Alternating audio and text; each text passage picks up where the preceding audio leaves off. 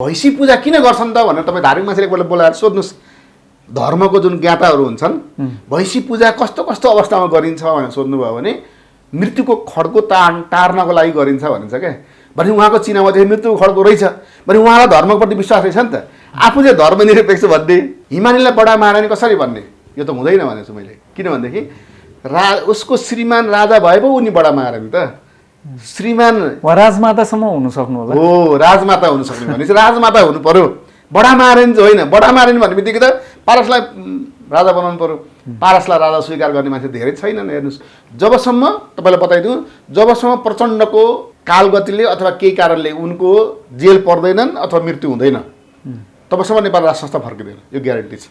नेपाली सेनालाई माओवादी जनयुद्ध भइरहेको थियो नि, नेपाली सेनालाई के भन्यो भने तिमीहरू आफ्नो देशमै कन्ट्रोल गर्न सकिरहेको छैनौ, शान्ति सेनामा नजाऊ भनेर भारतले भनेर सुझाव दिएर पठाएको पत्रिका मैले पढेँ। म दङ्ग परेँ। अरे बाबा, कस्तो रहेछ नेपाली सेनाले कति डाहा गरेको। गोर्खाली सेना भनेपछि विश्वमा मुटु थर्किन्छ भन्ने पनि थिए, तर उसले त नजा शान्ति सेना भन्छ। हेर्नुहोस्, शान्ति सेनामा नजा भने मतलब के अरे बिस्तारै तल म कोल्याप्स गर्छु भन्नु खोजेको त हो। डाक्टर विजय मिश्रज्यू, यहाँलाई नागरिक अनलाइन टिभीमा हार्दिक स्वागत गर्न चाहन्छु सर। हस्, धन्यवाद। अहिले देशको अवस्था जुन किसिमको छ होइन, सरकार बनेको छ, मन्त्री परिषद विस्तार हुन पाएको अवस्था छैन। त्यसका एकजना मुख्य चाहिँ किङमेकरै भनौँ होइन, पुष्पकमल दाहाल प्रचण्डजी, उहाँ अहिले चाहिँ अब जस्तो सुसाइडका कुराहरू गर्न थाल्नु भएको अवस्था छ। के भइराखेको छ यो अहिले देशमा, तपाईँले कसरी हेरिराख्नु भएको छ डाक्टर साहब? यो सबभन्दा पहिले त देशको परिस्थिति यो बैशाखी टेकेर, धेरै बैशाखीहरू टेकेर बनेको सरकार, त्यसैले गर्दाखेरि त्यो बैशाखी टेकाउनेहरू बिचमै मन्त्रीकै भागभन्डा पुगेको छैन। किनभने नेपालमा संसदीय व्यवस्थाभित्र मन्त्री हुनको लागि सभासद हुँदो रहेछन् अथवा सांसद हुँदो रहेछन्, अरू कुनै उद्देश्य रहन्छ। कसरी मन्त्री हुन पाइन्छ र पैसा कसरी कमाउने र आगामी 5 वर्ष पछाडि हुने चुनावमा फेरि खर्च गर्नु परिन्छ, 2 करोड 4 करोड 10 करोड, त्यो खर्च गर्नलाई पैसा कसरी खोज्ने भन्ने दृष्टिकोणले गएका व्यक्तिहरू मन्त्री हुन खोजेपछि तपाईँले हेर्नुहोस् न, पुष्पकमल दाहालको कुरा गर्नुभयो, उहाँले नै के भने मेरा सबै सभासद सांसदहरूले मन्त्री चाहना गरेको छ, मलाई त टेन्सन भएको छ भनेकै थिएँ भन्दा अगाडि। अब अहिले पनि उनले त्यो कसको नाम हो त भने आज पनि सार्वजनिक हुन्छ, भोलि पनि सार्वजनिक हुन्छ भन्छन्। इभेन तपाईँले हेर्नुहोस् न, बाबुराम भट्ट, डाक्टर बाबुराम भट्टराईसँग हारेका होइन नारायण काजी श्रेष्ठ पछि राष्ट्रिय सभामा त ल्याए, तर उनले अहिले मलाई चाहियो भन्छन् मन्त्री। फेरि उनलाई मन्त्री दिँदाखेरि उपप्रधानमन्त्री पनि चाहियो भनेपछि अब त्यो उपप्रधानमन्त्री सहित दियो भने उनलाई दिँदाखेरि भारत रिसाउँछ। फेरि यत्रो खर्च गरेर यताउता पार्टी फुटाएको छ, यो अहिले त्यत्रो गरेको छ, अनि यो सरकारसँग त मेरो पनि मैले गरेर तैँले पाइस् भन्ने त होला नि भारतलाई त। अनि त्यसो भएपछि यो नारायण काजी श्रेष्ठ दिउँसै चाइनापट्टि लाग्ने मान्छेलाई ल्याएछ तैँले भने भन्छन्, के बाहना गर्ने त, तपाईँ त्यहाँ हार्नु भएको, त्यही भएर तपाईँलाई चाहिँ नराखौँ न, अथवा उपप्रधानमन्त्री नै दिन्न भन्ने। अर्को उपेन्द्र यादव हेर्नुहोस्, उपप्रधानमन्त्री र परराष्ट्र मन्त्री मलाई दिनुपर्छ, म त्यो दावेदार भनेर कुरा। देवजीले त कोही पनि चाहिँ उप प्रधानमन्त्री राख्नको लागि उहाँ इच्छुक हुनुहुन्न भन्ने कुरा त्यही भएर त हो। त्यही भएर किनभने त्यो उपेन्द्र यादव पनि र नारायण काजी श्रेष्ठ पनि दुईटा पार्टीबाट आउनु उप प्रधानमन्त्री सहित दिनु पर्यो, किन दुईवटा भइसकेको हो नि त। यी दुईटालाई पन्छाउनको लागि के रणनीति त भन्दाखेरि त्यो सिकाइदिएको भारतले नै हो फेरि तिनीहरूलाई। अथवा तिनीहरूलाई किन भनेदेखि यी दुईटा हाम्रा केमिस्ट्री मिल्दैन नि, तपाईँलाई थाहा छ उपेन्द्र यादवको केमिस्ट्री पनि भारतसँग मिल्दैन। अब त्यसो यी दुईटाको केमिस्ट्री नमिल्ने यिनीहरूलाई नदिने त्यसमा एउटा उपाय छ नि त, तपाईँले भनिदिनुहोस् न, उप प्रधानमन्त्रीमा कसैलाई दिन्न भनिदिनुहोस्। भनेपछि सर यो घुमाउरो रूपमा चाहिँ यो अहिलेको मन्त्री परिषद विस्तार नहुनुमा भारतकै हात छ भन्नु खोज्नुभएको हो। तपाईँ मैले भन्नु खोजेको भारतको हात कसरी हुन्छ भनेदेखि तपाईँले मन्त्री कसलाई बनाउँदै हुन्छ एकपल्ट मलाई देखाउनुहोस् है भन्ने खालको हुन्छ होइन। अनि त्यसलाई भएन उसले लिइरहेको छ, उसको त्यहाँ उसको 10-12 जना सभासद होलान्, संसद होलान्, तिनीहरू नराख्नु फेरि अप्ठ्यारो। भने प्रचण्डलाई के भयो भनेदेखि यो जुन छ नि 20%मा झारेर पार्टी फुटाउने जुन सिस्टम बनायो नि, त्यो अध्यादेश जुन आयो, त्यो अध्यादेश जहिलेसम्म सक्रिय भयो, जहिलेसम्म जीवित रह्यो, तहिलेसम्म के प्रचण्डलाई पनि डर भयो, कतै मेरै पार्टी त अझै फेरि फुटाउँदैन, अथवा इभेन त्यो मधेस केन्द्रीय दललाई पनि डर भयो, अथवा उपेन्द्र यादव पनि डर भयो, कतै मैले मन्त्रीको नाउँ दिने बित्तिकै भागभन्डा नपाउने 5 जना सभासदहरू गइदियो भने म त गएँ चिल्ल। अनि त्यसो भइसकेपछि के भने यो छिटो हटा, यो चाहिँ हेडेक भयो भन्ने भयो। अब त्यो हटाइसकेपछि अहिले फेरि के भयो, एउटा कसर बाँकी छ अझै। हेर्नुहोस् त्यो के थियो, माधव कुमार नेपालले के भन्छ, पहिले मेरो फैसला होस् न मुद्दा अदालतको, अनि त्यसपछि हटाउनु भन्थे माधव नेपालले। तर के हो, उपेन्द्र यादव भन्थे छिटो हटा अनि मात्रै म मन्त्रीको नाउँ दिन्छु भन्थे। अब उपेन्द्र यादवको कुरा सुनियो, हटाउनु त हटाइयो, तर अब कसलाई अप्ठ्यारो छ भने माधव कुमार नेपाललाई अप्ठ्यारो छ। मुद्दा त छ अहिले, अन्तर्विरोध आदेश नै जारी नभएको हो भएन होइन। तर पनि के छ भने त्यो मुद्दामा त फेरि यताउता भइदियो भने त राष्ट्रपतिजीसँग फेरि सुई पास गरिदिइरहेछन्। राष्ट्रपतिजीले प्रधानमन्त्रीको कुरा सुन्छन् कि केपी ओलीको कुरा सुन्छन् भनेर केटाकेटीलाई सोध्नुभयो भने स्कुलमा पनि 5-6 क्लास बच्चालाई केपी ओलीको भनिहाल्छन्। अहिले तपाईँले हेर्नुभयो भने केपी ओली अथवा एमाले जुन जुन ठाउँमा पार्टीको अध्यक्ष हैसियतले माधव कुमार नेपाललाई प्रयोग गरिन्छ त्यहाँ उनीहरू जाँदैनन्। सर्वदलीय बैठक होस्, संसदको भित्रको कुरा होस्, अथवा जहाँ पनि होस्, जब माधव कुमार नेपाललाई त्यहाँनिर बोलाइएको छ है भने थाहा पाउने पार्टीको अध्यक्ष भने त्यो मान्दैन। त्यो कुरा कतै न कतै अंशभित्र राष्ट्रपतिको भित्र पनि छ। अनि त्यो पार्टीको अध्यक्ष उसको हैसियतले त्यो पार्टीको मान्छेलाई मन्त्री बनाउँदाखेरि म फेरि तपाईँको अवरोधमा हुन्छु है, पहिले मुद्दा फैसला होस्, मलाई किन कति बदनाम गर्ने भनेर राष्ट्रपतिले भन्न सक्छ नि त। उसको लजिक छ नि त्यसमा त। अब मुद्दा त छ नि त, मुद्दाको पहिले किनारा लागोस् अनि त्यो पार्टीको मान्छेलाई मन्त्री बनाउनुहोस् भन्ने सुझाव दियो भने कसैले मान्ने कि नमान्ने प्रधानमन्त्री देउवाले मान्नु पर्यो। त्यसैले अब त्यो फैसला सर्वोच्च अदालतमा अहिलेसम्म नभएकोले यिनीहरू कसलाई राख्ने विवाद छ हेर्नुहोस्। तर त्यसबाहेक काङ्ग्रेसभित्र आफ्नै पनि विवाद छ हेर्नुहोस्। काङ्ग्रेसभित्र सुजाता कोइराला जसरी भए पनि मलाई उपप्रधानमन्त्री सहित चाहियो भनेका छन्। अब उपप्रधानमन्त्री राख्दिनँ भने त आफ्नो पार्टी पनि नराख्नु पर्यो नि त देउवाले, एकदमै होइन। अनि भनेपछि उसलाई नराख्ने बित्तिकै त्यो कोइराला परिवारको जुन ब्यालेन्स छ, कोइराला परिवारलाई के हेरेको छ भनेदेखि हामी 3 जना छौँ पार्टी अध्यक्षमा उठ्न खोज्दैछौँ। एउटालाई यो अलिकति झोक्की खालकी छ, अलिकति जिद्दी खालकी छ सुजाता भनेर, यसलाई चाहिँ कतै तह लगाउनु पाए हुन्थ्यो भनेर बल्ल मलाई उपप्रधानमन्त्री बनाइदिने हो भने म उठ्दिनँ पार्टी अध्यक्ष भनेर 3 जनाको बिचमा कोइराला परिवारको सहमति भएको छ।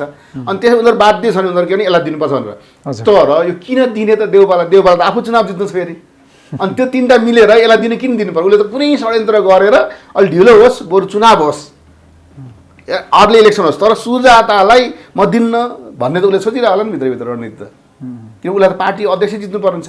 यिनीहरूको कुरा कोइराला परिवारको मिल्ने बित्तिकै त ऊ फेरि कमजोर हुन्छ। त्यसो भएपछि यी सबै कुराको तपाईँले हेर्नुभयो भने के सेरोफेर देखेर त्यही भएर मन्त्री त्यो परिषदको विस्तार हुन नसकेको अथवा पूर्णता पाउन नसकेको हो। तर यसले के देखाइरहेको छ भनेदेखि मन्त्री बनाउन कसैको अनुवाद दिने बित्तिकै अर्को मानिसहरूले मलाई टेर्न छोड्छन् भन्ने कुरा त्यो उपेन्द्र यादवलाई पनि थाहा छ, प्रचण्डलाई पनि थाहा छ र माधव कुमार नेपाललाई पनि थाहा छ। त्यसै यिनीहरू के गर्दैछन् भनेदेखि बरु यो मन्त्री कोही नभएर कम्तीमा भङ्ग भएर अर्ली इलेक्सनमा गइदियो भने अनि फेरि तपाईँलाई मन्त्री दिन खोजेको थिएँ भनेर त गफ दिन पाइयो नि त, झुट आश्वासन दिन पाइयो नि त।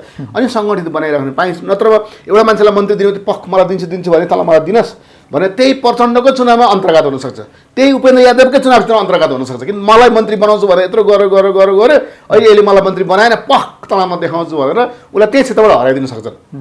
अब त्यो कारणले गर्दाखेरि अहिले मन्त्री परिषदको विस्तार नभएको एउटा हो होइन, एउटा कारण त्यो हो। तपाईँले अर्को कुरा के भन्नुभयो भने उनले सोसाइटीको कुरा गरेको भन्नुभयो। त्यसलाई एउटा भनौँ न एउटा चाहिँ मान्छेको एउटा आवेग मात्रै हो कि उहाँको भनौँ न एउटा लामो फ्रस्ट्रेसन, उहाँको चाहिँ एउटा लामो अवचेतन मन भनिन्छ नि भित्र रहेको कन्साइन्समा रहेको कुरो बाहिर आएको हो कि के हो त्यो?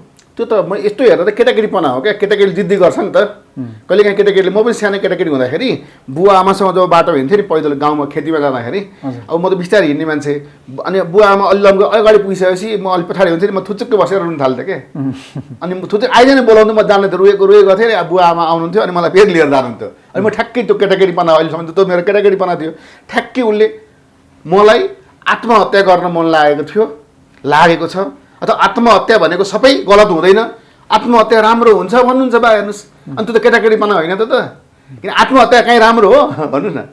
कुनै पनि हालतमा कुनै पनि डिग्रीबाट त्यो साइन्सबाट पनि होस् न धार्मिकबाट पनि कतैबाट पनि आत्महत्या राम्रो होइन। तर हिटलरको प्रवृत्ति अनुसार त ठिक हो भनेपछि उहाँ हिटलर प्रवृत्तिमा जानुभएको त उहाँलाई हिटलरसँग तुलना गरेर त हामीले त्यसो म त के भन्छु मैले त नेपालमा राष्ट्र संस्था फर्किने 101 कारण भनेर लेखेको छु। जबसम्म तपाईँलाई बताइदिउँ जबसम्म प्रचण्डको कालगतिले अथवा केही कारणले उनको जेल पर्दैनन् अथवा मृत्यु हुँदैन तबसम्म नेपाल राष्ट्र संस्था फर्किँदैन, यो ग्यारेन्टी छ। भनेपछि सबैभन्दा ठुलो बाधक अहिलेको अवस्थामा प्रचण्डजी हो। हुन त यो गणतन्त्रको लागि सबैभन्दा धेरै यसको ओनरसिप पनि उहाँहरूले नै लिनुहुन्छ नि त। हो ठिकै हो, गणतन्त्र ल्याउनु हो उहाँले, तर गणतन्त्रको कुन चाहिँ विशेषता उहाँले अनुसरण गर्नु आफूले भन्नुहोस् न त। गणतन्त्र मैले ल्याए भने त नाक फुलाउँछु ठुलो पारेर, तर गणतन्त्रको विशेषता त थाहा छ नि केटाकेटी पोलिटिकल पढ्ने मान्छेलाई, राजनीति गर्नुमा उहाँले गणतन्त्रको कुन चाहिँ विशेषता उहाँले अवलम्बन गर्नु एउटा पनि देखाउनुहोस् त।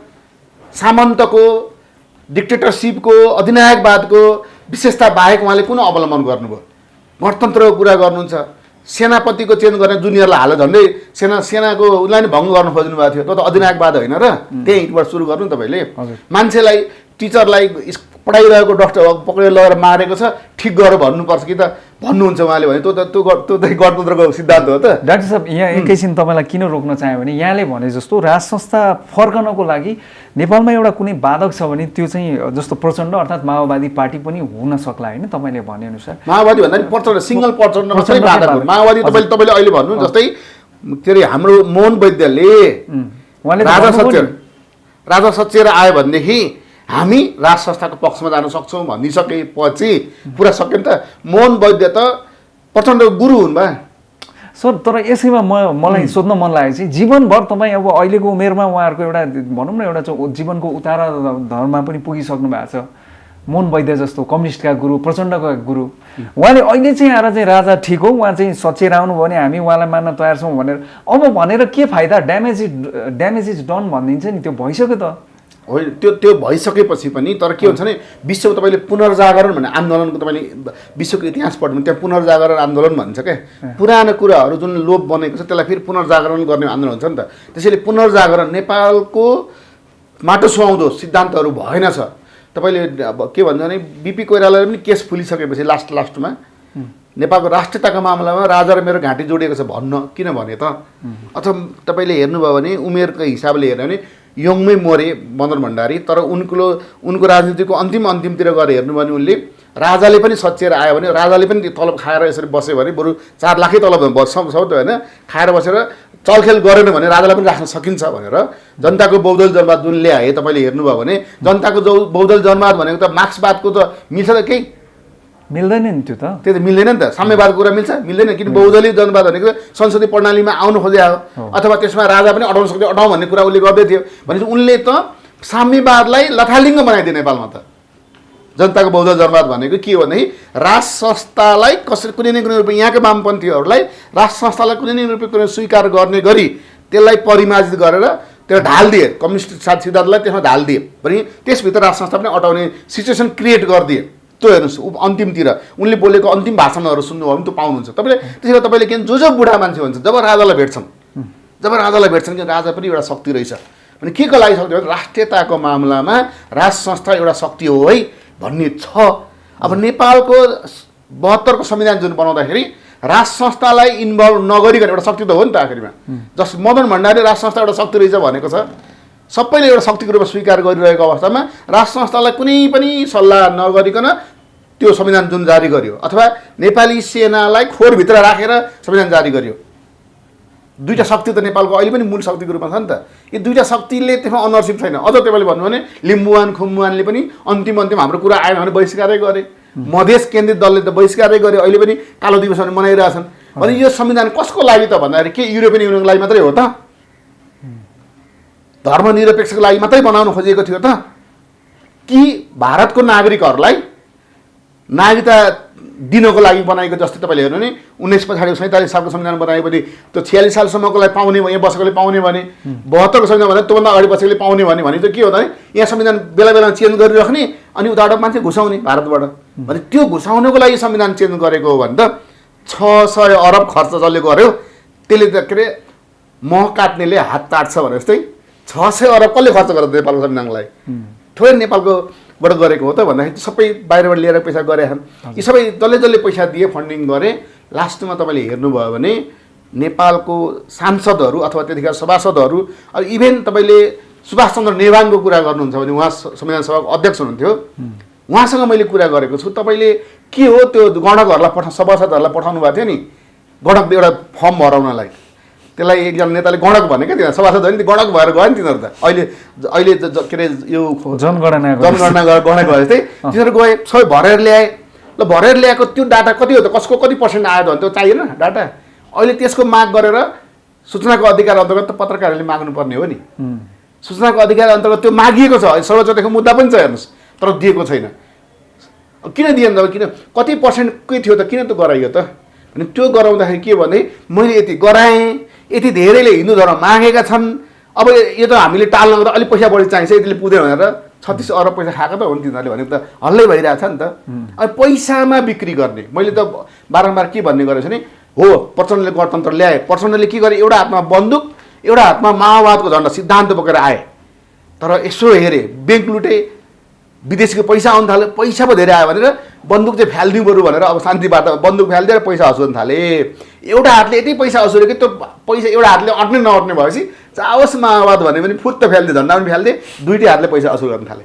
दुइटै हातले पैसा असुल गरेको के भयो, पैसा लुगाउनु पऱ्यो, अनि परिवारवादमा गए, कुरा गोप्य गर्नु पऱ्यो, अनि परिवारवादमा गए। अब प्रचण्ड कहाँ छ भने परिवारवादभित्र पो छ नि त। अब परिवारवादभित्र पसेका प्रचण्डले गणतन्त्र ल्याए भन्दाखेरि गणतन्त्रले कुनै उपलब्धि गरेको भए, उनले कुनै योगदान गरेर उनी त्यस्तै व्यवहार पनि ढलेको भए, जस्तो गणतन्त्रमा जे जे व्यवहार हुन्छ नि नेताहरूको त्यस्तै व्यवहार ढलेको भए हुन्थ्यो। मलाई मार्न आँटे, मलाई आत्महत्या गर्न मन लागेको छ, ढुङ्गा हान फेरि तिमीहरू वाइसिएलहरू भन्नु छ, यो भनेको के त भन्दाखेरि केटाकेटीपना हो यो त। डाक्टर साहब, अब राज संस्था फर्कनको लागि प्रचण्ड मुख्य बाधक भयो भनेर तपाईँ भइराख्नु भएको छ भनेर तपाईँले भनिराख्नु भएको छ। अहिले जो राज संस्थावादीहरू छन् उहाँहरूको मेन टार्गेटै प्रचण्डजित भइराख्नु भएको छ नि।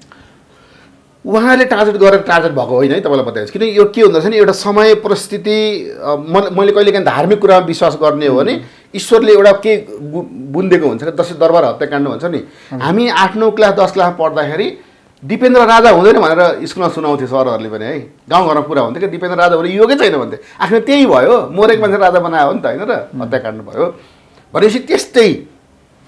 अब यहाँ के तपाईँले हेर्नुभयो भने प्रचण्डको भैँसी के अरे चढाएको थाहा पाउनुभएको छ, भैँसी पूजा गरेको।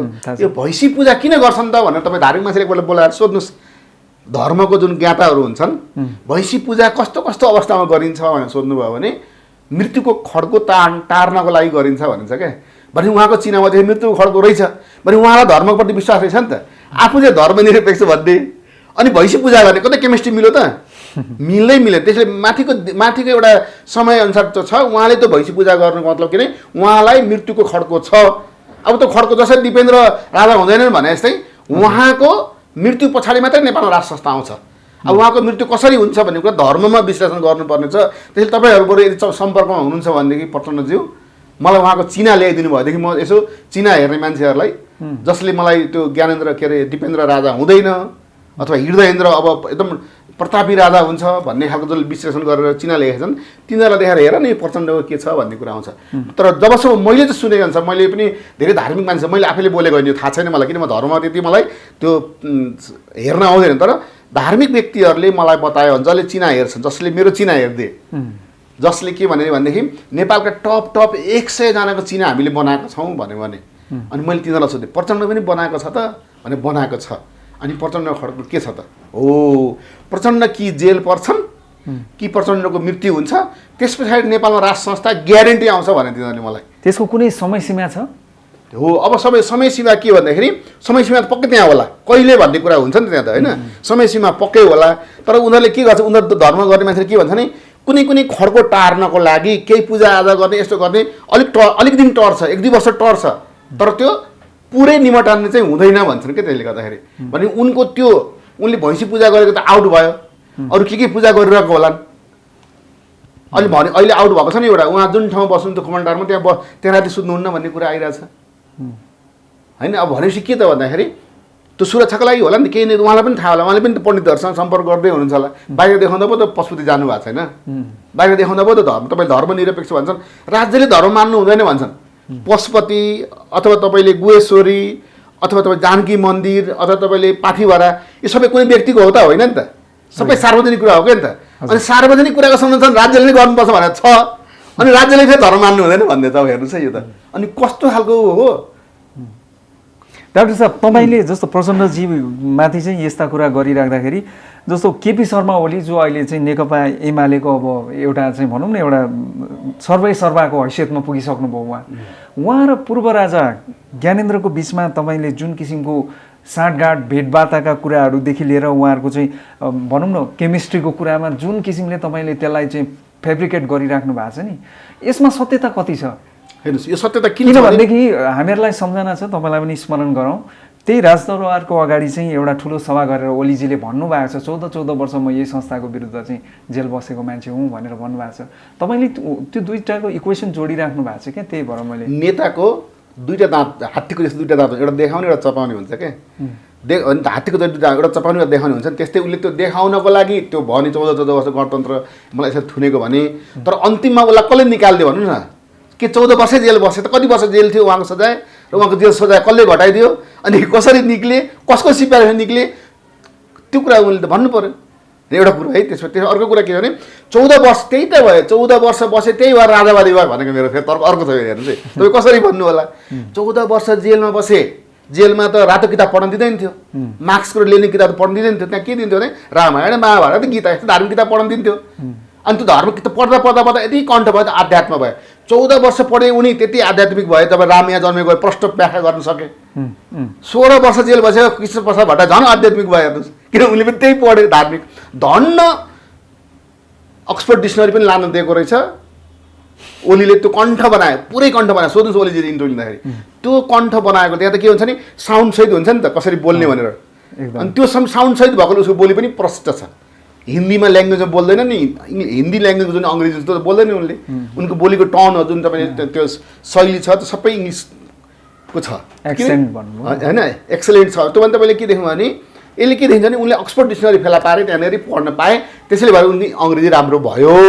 अब यो कुरा तपाईँलाई मैले किन भन्दैछु भने यो त मैले तपाईँलाई पढेको आधारमा धर्मको पक्षमा लाग्यो भने रामको जन्म यहाँ भयो। अर्को तपाईँलाई बताइदिन्छु, जब 62-63को आन्दोलन पछाडि छानबिन गर्ने एउटा आयोग गठन भयो, त्यसमा हरिहर बिराई पनि सदस्य थिए, अरू पनि धेरै थिए, तर म सदस्य पत्रकार भएकोले म पनि पत्रकार भएर उहाँलाई चिने।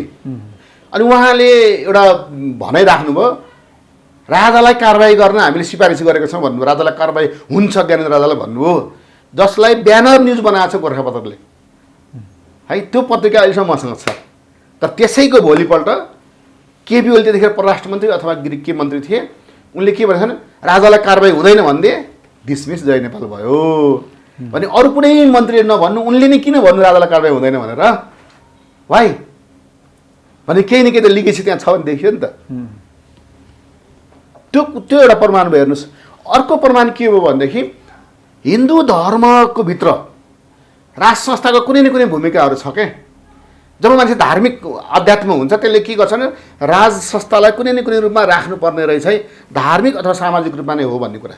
जहाँसम्म तपाईँले भन्नु त्यहाँनिर 14 वर्षको कुरा गरे भनेर त्यही सुरेन्द्र पाण्डेले यतातिर माइती घरमा त्यहाँ गएर हिन्दू धर्मको घोषणा गर्दैछ ओलीले भने पहिले हल्ला गरे होइन त, मिडियामा आएकै हो नि त विरोधी मान्छेले, यसले त यो डिजाइन हुँदैछ भन्ने कुरा हो, त्यो डिजाइन भएकै हो। तर त्यतिखेर तिनलाई चाहिँ के भने अमेरिका अथवा कुनै शक्ति, विदेशी शक्तिले यो घोषणा यहाँ नगर भनेर थ्रेट दिएकोले उसले नगरेको मात्रै हो ओलीजी। तपाईँलाई अर्को कुरा बताइदियो, मैले केही मान्छेहरू राज संस्थाको पक्षधरको मान्छेहरूलाई, किन मैले नेपालको राज संस्था फर्किने 101 कारण भन्ने पुस्तकै लेखेको छु, केही राज संस्थाको पक्षधर मान्छेहरूसँग कुराकानी हुँदा के भन्छ भने जब ओलीको विरुद्धमा ती राज संस्थावादी रोड सडकमा जुलुस निकाल्थे नि, अनि दरबारबाट फोन जान्थ्यो, खबरदार उसको विरुद्ध के नगर्नु, हाम्रो सपोर्टर हो भनेर। जसलाई फोन गएको छ उहाँले मलाई भन्नुभएको छ भने दरबारबाट त्यो ओलीको विरुद्ध कुरा नगर्नु भनेपछि ओली र दरबारको केमिस्ट्री मिलेको होइन त। अझै धेरै प्रमाणहरू छ। हेर्नुहोस्, त्यही यसको लागि एउटा भिन्दै बहस गऱ्यो भने फेरि हामी धेरै निकाल्न सक्छौँ। किन ओली किन भए त भन्ने कुरामा तपाईँले जान्नुभयो भने ओलीले दरबारको तपाईँले हेर्नुभयो भने दरबार निकट वकिलहरू, वरिष्ठ वकिलहरू ओलीको पक्षमा बहस गर्न गयो, देख्नु नि त, देखियो होइन। अब यी सबै कतिवटा भन्नु भने 101 कारण जसरी राजाको फर्किने भन्छ नि, ओली र राज संस्था बिचको साँठगाँठ छ भन्ने कुरा ओलीले बोल्नु पर्यो भने कसलाई बोल्न लाउँछन् भन्दाखेरि एउटा त हो नि त महेश बस्नेत, पत्याउनु छ यो त एकदमै। महेश बस्नेतलाई अहिले धर्मको बारेमा के भन्दैछन् त पछिल्लो समयमा आएर, राज संस्थाको बारेमा के भन्दैछन् भन्दाखेरि घुमी फिरी रुम जाँदा भने उसले बोल्यो भने ओलीले बोले भने उसले ट्विस्ट भएर चेन्ज भएर यो आउनुपर्छ भन्ने मतलब के भने फेरि त्यो पनि फेरि कसले बोल्न लगायो भन्नु होला फेरि त्यहाँ कहिलेकाहीँ आगोमा घिउ थप्ने भन्ने हुन्छ के अरे आगोमा घिउ थप्ने पनि यस्तो बोल्छ भनेर चाहिँ यहाँ के भएको छ भनेदेखि भारतको संस्थापन पक्ष नेपालमा हिन्दू राज्य होस् भन्ने चाहन्छ। अब तर भारतको त्यो 12 बुँदे सम्झौता पक्षधरहरू जो छ उनीहरू नेपालमा धर्मनिरपेक्ष नै होस् भनेर चाहन्छ। त्यसैले भारतले एक भएर यहाँ हिन्दू धर्मको लागि कुरा गर्न सकेको छैन। तर अब चाइनिज तपाईँले हेर्नुभयो भने चाइनिजहरूले नेपालको राजनीतिमा हतपत हस्तक्षेप गर्दै गर्दैनन्। यहाँको आन्तरिक मामलामा त्यति हस्तक्षेप नगरौँ, हाम्रो पनि आन्तरिक मामला हस्तक्षेप नगरोस् र एक चिन नीति मानोस् भन्ने उसलाई भयो पुगेको छ। हजुर। तर पछिल्लो समयमा तपाईँले हेर्नुभयो भने राष्ट्र संस्थाको पुरानो लिगेसी जुन छ नि त राष्ट्र संस्थासँग उनीहरूको सम्बन्ध त्योसँग अरूसँग सम्बन्ध गर्नुभन्दा राष्ट्र संस्थालाई नै राख्यो भने संहिता हुँदैन अथवा त्यो हामीले एउटा के अरे एउटा पार्टीसँग कुरा गऱ्यो भने हाम्रो काम सल्टिन्छ, सबै किसिमको 100 वटा राजा भयो भन्ने सोच त उसको छ। त्यसले गर्दा यो सबै हेरिसकेपछि लास्टमा एउटा तपाईँलाई बताइदिउँ नेपालको पोलिटिक्समा राष्ट्र संस्थालाई ल्याउनको लागि भारतको संस्थापन पक्ष र चीन ग्रिन सिग्नल दिए पनि अहिले धेरै रोकिएको भनेको हजुर अमेरिकाको कारणले हो, युरोपियन युनियनको कारणले हो। तर अब अहिले अमेरिका र युरोपियन युनियनले पनि यो केही न केही त यहाँ गर्नुपर्छ भनेर कतै राष्ट्र संस्थाले हाम्रो पक्षमा केही गरिदियो भने अथवा हाम्रो कुरालाई बाइपास गरेर नगयो भने यसैलाई अगाडि बढाउने हो कि भन्ने सोचबाट, किनभने उनीहरू के चाहन्छ भने धेरै भ्रष्टाचार अथवा धेरै कालोबजारी अथवा धेरै किसिमको पैसा कमाउने मान्छेहरू उनीलाई मन पराउँदैन। अमेरिकाले मन पराउँदैन, युरोपले मन पराउँदैन। तर उनीहरू त नाङ्गो नाच्न देखिरहेछ नि त नेताहरूलाई, सबै नेताहरूको त रिसर्च नेपालको अनुसन्धानले के गर्छ र नेपालको प्रहरीले के अनुसन्धान गर्छ अमेरिकासँग अथवा चाइनासँग अथवा भारतसँग नेपालको कसले कसले के गरेर सब रिपोर्ट छ, एक रिपोर्ट हुन्छ। उनीहरूले त्यति रिसर्च, किनकि नेपाल त प्ले ग्राउन्ड हो नि त, दुईवटा देशको बिचमा दुई ढुङ्गा बिचको तरुल भएकोले। त्यसैले यो रिसर्चको मामला हेर्दा प्रचण्डले कति भ्रष्टाचार गरे, देउवाले कति गरे, ओलीले कति खान्छन्, कसको कमजोरी के छ, कसलाई के काण्डमा फसाउनुपर्छ, महरालाई फसाएको देखिहाल्नुभएको छ। अब यो के अरे सापकोटालाई कहाँ के गरेर फसाउनुपर्छ भनेर कथा बनिरहेको होला होइन। भने यो कथा बनाएर दरबार हत्याकाण्डमा कथा बनाएरै गरे हेर्नुहोस्। यी सबै परिपन्च हेर्दा के भने कथा बनाउन एक्सपर्टहरूले यहाँनिरको सबै कुराहरूको रिपोर्ट तयार गरेर बसेका हुन्छन्। त्यसैले मैले के देखेछु भने सबैको प्रयोग भइसक्यो, त्यसैले गर्दा गणतन्त्र गनायो। गणतन्त्र गनाइसकेपछि संसदीय व्यवस्था नै अभाव सिद्ध भयो। त्यसैले कि त प्रत्यक्ष कार्यकारी प्रधानमन्त्री सहित राजालाई सेरेमनी राखेर कार्यकारी प्रधानमन्त्री सहित अथवा राष्ट्रपति कार्यकारी राष्ट्रपति दुईटा मध्ये एउटामा जनमत सङ्ग्रह गरेर 3 करोड जनताकै म्यान्डेट लिएर एउटा नयाँ किसिमको सत्ता परिवर्तन गर्न गयो भने केही होला। होइन भने के छ भने अमेरिकालाई थाहा छ, चीनलाई थाहा छ, भारतलाई थाहा छ, केही काम हराउनु पऱ्यो भने मलाई यति कति पैसा दिन्छ यसमा भनेर सोधिहाल्छ तिनीहरूले, नेपालको नेताहरूले। एउटा इक्जाम्पल तपाईँलाई दिन्छु। विराटनगरमा रङ्गेलीमा एउटा मारवाडीले एउटा आफ्नो बोर्डिङ स्कुल खोल्न ठुलो घर बनायो, पक्की घर, अनि नचल्ने भएपछि म सरकारी स्कुललाई जिम्मा लाउँछु भन्यो। एक दिन मैले बाटोमा हिँड्दाखेरि मलाई बोलाउनु चिया खान आउनुहोस् भनेर एउटा व्यापारी हुन्थ्यो, मैले त्यहाँ बोर्डिङ स्कुललाई बनाएको, त्यसलाई म सरकारको स्कुललाई जिम्मा लगाइदिन्छु, त्यो फ्रीमै शिक्षा मन्त्रीले आएर जिम्माले हस्तान्तरण गरिदिनु हुन्थ्यो। अनि शिक्षा मन्त्री एमालेको हुनुहुन्छ, एमालेको नेताहरूलाई भन्नुहोस् न भने क्या मैले सजिलै उहाँलाई मैले भनेको अनि के भयो त भन्दाखेरि मलाई चाहिँ कति पैसा दिन्छस् भनेर क्या मान्छे बोलाइदिए बापत कति पैसा दिन्छन् भने त राजनीति के को लागिरहेछ त पैसाको लागिरहेछ भने यो यहाँका कुनै पनि पार्टी चाहे काङ्ग्रेस हुन्, चाहे एमाले हुन्, चाहे राप्रपा हुन्, चाहे माओवादी नै किन हुन्, सबै के रहेछ भने कसरी पैसा तान्ने, चाहे त्यो नेपालभित्र चुस्न पाए चुस्यो, नत्र विदेशीले दिने डलर पनि लिनु, यो कुरामा गए है यिनीहरू भन्ने भइसकेपछि उनीहरूलाई पनि यो धेरै मान्छेलाई पैसा दिनुभन्दा अमेरिका अथवा चीन अथवा भारतको स्वार्थ यहाँ के भन्ने तपाईँले हेर्नुपर्ने हुन्छ क्या। निष्पक्ष भएर हेर्दा कहिले कहिले एमसिसीको विरोध गर्छन्, कसैले यसको विरोध गर्छन्, विस्तारवाद भन्छन्, उसले सीमाको विरोध। समग्रमा नेपाललाई संयुक्त राष्ट्रसङ्घको सदस्य कसले बनायो त्यहाँबाट सुरु गरौँ इतिहास। नेपाललाई संयुक्त राष्ट्रसङ्घको सदस्य बनाउनलाई भारतले नदिएकै हो, रुस मार्फत सिफारिस गरेर त्यसलाई नदिनु भनेर रुसले त कति व्यङ्ग गरेर कहाँ छ नेपाल खोइ देखाउ त भनेर जिस्काए पनि अरे त्यहाँ जाने प्रतिनिधिहरूलाई 2 पटकसम्म रोक्यो। तर अमेरिकाले के भन्यो भने नेपालमा संयुक्त राष्ट्रसङ्घ बनाउन अमेरिकाले भिटो लगाएर भएको, यो त इतिहास छ यो त होइन, छ नि त। अब तपाईँ त्यसरी हेर्नुभयो भने ताइवान हेर्नुहोस्, त्यहाँनिर अहिले चाइनाको जुन अहिले विवाद भइरहेछ, त्यो ताइवान पहिले संयुक्त राष्ट्रसङ्घको सदस्य भइसकेको भए पनि चीनकै रिक्वेस्टमा अमेरिकाले त्यसलाई सदस्यबाट हटाइदियो। फेरि हेर्नुहोस्, चीनको त्यतिखेरको त्यो थियो पनि, किन त्यतिखेर रुससँग उनीहरूको प्रतिस्पर्धा थियो। तर अहिले परिस्थिति यस्तो बनाएको छ, अमेरिका र चीन बिचको प्रतिस्पर्धा छ। मैले के भन्दैछु, अबको 10-12 वर्षमा चीन विश्वको 1 नम्बर हुन्छ हुन्छ हुन्छ, ग्यारेन्टी। कसरी रोक्न सक्दैन, किन आर्थिक त्यसरी उन्नति गरिरहेको छ उनीहरूले है। अब यो भनेर त्यसो भएपछि कि उसले चाहिँ नेपालको भूमिमा अमेरिकाले आफूलाई बलियो बनाएर चीनलाई वाच गर्न चाहन्छ। हजुर, त्यही भएर दोस्रो विश्वको ठुलो दूतावास नेपालमा अमेरिकाले बनाएको छ नि त। हेर्नुहोस् त कत्रो छ। अब यो यत्रो दूतावास किन बनाउनु यत्रो सानो देशमा भन्दाखेरि त चीनमाथि भविष्यमा उसले हेरेर गरिरहेको छ। त्यसैले नेपाललाई भुटानीकरण अथवा सिक्किमीकरण गर्न खोज्ने भारत पनि त्यही भएर चुप लागेर बस्नु परेछ, किन अमेरिकाको यहाँ चलखेल परेछ। तपाईँले एउटा कुरा बताइदिउँ, नेपाली सेनालाई माओवादी जनयुद्ध भइरहेको थियो नि, नेपाली सेनालाई के भन्यो भने तिमीहरू आफ्नो देशमै कन्ट्रोल गर्न सकिरहेको छैनौ, शान्ति सेनामा नजाऊ भनेर भारतले भनेर सुझाव दिएर पठाएको। पत्रिकामा मैले पढेँ, म दङ्ग परेँ। अरे बाबा, कस्तो नेपाली सेनाले कति डाहा गरेको, गोर्खाली सेना भनेपछि विश्वमा मुटु थर्किन्छ भन्ने पनि थिए। तर उसले त नजा शान्ति सेना भन्छ। हेर्नुहोस्, शान्ति सेनामा नजा भने मतलब के अरे बिस्तारै तल म कोल्याप्स गर्छु भन्नु खोजेको त हो। त्यसो भएपछि उनीहरू नेपाली सेनाले मानेन। दोस्रो पटक के गरेर फेरि मोदी सरकारमा आइसकेपछि नेपाली सेनाले तिम्रो शान्ति सेना जाने नै हो भने पनि हामी मार्फत जाऊ भनेर भन्यो। हेर्नुहोस्, त्यो को हो हामीलाई हामी मार्फत जाऊ भन्ने, होइन? आफ्नो त्यही त यी सबै कुराले हेर्दा के उसले सिफारिस गरे हो नि त्यहाँ त। बाबुराम भट्टराई गद्दार हो नि त त्यसमा, हेर्नु त। किनभने त्यो पहिलो संविधान सभा भङ्ग किन गर्नु पर्थ्यो बाबा, त्यसरी बुझिएको थियो त्यहाँबाट। मधेस केन्द्रीय दलको पनि बढी छ, किन प्रत्यक्ष राष्ट्रपति भन्ने मान्छेहरूको बहुमत देखिएकोले यसलाई कोल्याप्स गर्नुपर्छ भन्नेमा गए र संसदीय व्यवस्थाको पुँजीवादीवालाहरूले यसलाई कोल्याप्स गरिदिएर दोस्रो संविधान सभा चुनाव हुने देखिहाल्नु माओवादी गट्यो। एमाले अन्तिमसम्म भन्थ्यो प्रत्यक्ष प्रधानमन्त्री कार्यकारी प्रधानमन्त्री हुनुपर्छ, मागेको हो नि एमालेको त। सिङ्गोले पैठा गर्ने उनीहरूको घोषणापत्रै त्यही छ।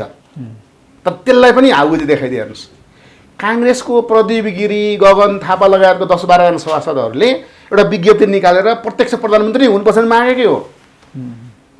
तर के भने प्रत्यक्ष प्रधानमन्त्री भइदियो भने त्यसलाई किन्न सकिँदैन कि, प्रत्यक्ष जनतासँग हामी चलखेल गर्नलाई यताउता मान्छेलाई भाड्न सकिँदैन कि भनेर अमेरिका अथवा भारत यिनीहरूले के गर्यो भने, अथवा युरोपियन युनियन के होइन संसदीय व्यवस्था ठिक छ, किन जोडघटाउ गर्ने संसद भन्छ। अहिले के 2/3 पुगेको कम्युनिस्ट सरकार पनि ढ्याक्क फोडिदिए, झार्दै झार्दै टुक्रा टुक्रा पारिदिए। यो संसदीय व्यवस्थाको अवगुणहरू हो नि त्यो त। त्यसैले गर्दाखेरि प्रत्यक्ष राष्ट्रपति भए पनि केही फरक परेन, तर जनताले मान्न स्वीकार गर्ने। त्यही भएर मैले के भन्छु भने प्रत्यक्ष राष्ट्रपति अथवा कि प्रत्यक्ष कार्यकारी प्रधानमन्त्रीको लागि भनेर इलेक्सन गरेर जाउँ, होइन भन्ने एउटा विकल्प के छ भने राजा ज्ञानेन्द्रले विश्वमा कहीँ नभएको डेमोक्रेसीको विशेषता त उनले पो देखायो त। आफ्नो राज संस्था हटिरहेको छ, नारायणी दरबार छोडेर हिँडिरहेको छन्, बकाइदे पत्रकार सम्मेलन गरेर नासोको रूपमा जनतालाई मैले सुम्पिएको छु भनेर श्रीपेश राजदण्ड सुम्पिएर संविधान पनि 2047 सालको सुम्पिएर हिँडेको त हो। भनेपछि अब त्यो सुम्पेका कुराहरू त फिर्ता ल्याउनु पर्यो नि। मैले भने के भने प्रचण्डले वाइसिएललाई 64मा फर्की भन्छन् भने हामीले श्रीपेश पनि 64मा फर्की भन्न मिल्ने कि नमिल्ने? 2047 सालको संविधान पनि ल त फर्किन् त भन्न मिल्ने कि नमिल्ने त? अब नि डाक्टर साहब, अब जस्तो राज संस्था त अहिले अब सिनमा त हुनुहुन्न होइन संविधानको हिसाबले, अर्थात् अहिलेको व्यवस्थामा त्यो छैन, तर पनि एउटा लिगेसी बोकेको संस्था हो। अब अहिले पूर्व राजा पनि निकै उमेरको हिसाबले अब 72-73 वर्षमा चाहिँ उहाँ रन गरिराख्नु भएको छ। अब उहाँको छोरा भनौँ पूर्व युवराजको आफ्नै किसिमको छ, उहाँले त अब म बन्दिनँ भन्ने हिसाबले भनिराख्नु भएको छ। हिमानी सरकारको जुन किसिमको एउटा सक्रियता पनि छ, दरबारले उहाँलाई अगाडि सार्न खोजेको हो, एउटा पपुलारिटी, एउटा जुन किसिमको उहाँको एउटा इमेज पनि छ, त्यसलाई क्यास गर्न खोजेको हो यो बेलामा। यसो पारसले एउटा सिङ्गापुरको एउटा पत्रिकामा इन्टरभ्यू दिएर म राजा हुने योग्य छैन भनिसकेका छन्। त्यो मसँग कटिङ छ, हेर्नुहोस् है। म राजा हुन जन्मेको होइन, म राजा हुने योग्य छैन, तर अब दरबार हत्या गर्न मेरो हात पनि छैन भन्ने कुराहरू उहाँले गरेर राजा हुने योग्य छैन भन्छ। मैले चाहिँ के भनेको छु भने अस्ति पनि एउटा इन्टरभ्यूमा भने राजा हुन योग्य नभए पनि राजाको छोरा राज संस्थाको विशेषताहरूलाई अँगालेर हिँड्नु पर्यो, केस काटेर छोटो बनाउनु पर्यो, बाहिर सार्वजनिक हुँदा नेपाली ड्रेस लगाएर हिँड्नु पर्यो। 2टा काम मात्रै गर्दै पुग्यो पारसले भने मैले भनेको छु। किनभनेदेखि त्यो के हुन्छ भनेदेखि अहिले हेर्नुहोस् न, श्रीमतीको बर्थडेमा उनी आएनन् अथवा उनलाई आउन दिएन, के हो त त्यो भित्र कुरा होला भने परिवारभित्र उनको बानी बेहोरा सचिनु पर्यो। हुन त विश्वमा धेरै देशका राजकुमारहरू कोही त्यस्तै भएका छन् होइन। अब त्यो त्यसले गर्दा राज संस्था उनको व्यवहार हेरेर राज संस्थामा चाहिँ हामीले आक्षेप लगाउन मिलेन, तर उनलाई सचिएर जानुपर्छ भन्ने त हाम्रो कुरा हो। उनी सच्चिनुपर्छ र उनलाई नेपाली जनताले स्वीकार पनि गर्दैनन्। हेर्नुहोस्, कोही एकदम भन्छ नि पुरा राज संस्थाको अन्धभक्त भएर लागेकोहरूले पारस पारस भन्लान्।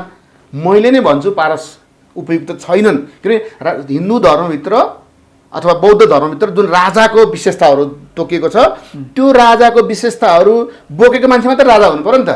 त्यो बोकेको मान्छे त पारस त होइनन्। त्यसैले गर्दाखेरि त्यो बोक्ने कामहरू कसले अहिले हिमानीले त्यसको विरुद्ध ठेकिरहेछन् होइन। हिमानी अथवा हिमानीको छोरा अथवा पारसकै छोरा भए पनि हृदयेन्द्र उनीहरूलाई राखियो भने अथवा मैले चाहिँ के भन्नु छ भने हृदयेन्द्रलाई दियो भने अथवा ठिकै छ ज्ञानेन्द्र राजा भयो भने पनि राज संस्थामा बिस्तारै उनीहरूलाई सिकाएर उनीहरूलाई जिम्मा लगाउनु पर्यो। किन उनीहरूले अहिले सिकेको छैनन् भन्छौँ हामीहरू। तर पछिल्लो समय हिमानीको जुन इन्टरभ्यूहरू अथवा उनको जुन उसले बोलेका पत्रकार सम्मेलन गरेको बोलेका कुराहरू हेर्दाखेरि हिमानीलाई साँच्चै नै जिम्मा लगाउने हो भने त यिनले नेपालका नेताहरूलाई आर्थिक विकासका कुरामा, राजनीतिक कुरा मैले भन्न खोजेको है, आर्थिक विकासको कुरा र जनतासँग एट्याचमेन्ट हुने कुराहरूमा, जनताको समस्याहरूलाई बुझ्ने कुराहरू, जनतासँग घुलमिल हुने कुरामा यी नेताहरूलाई त ट्युसन पढाइदिने रहेछ नि त हिमानीले त। हिजोको अस्तिको भाषण त्यही देखियो। त्यसैले गर्दाखेरि ट्युसन पढाउने हैसियत हिमानीसँग छ।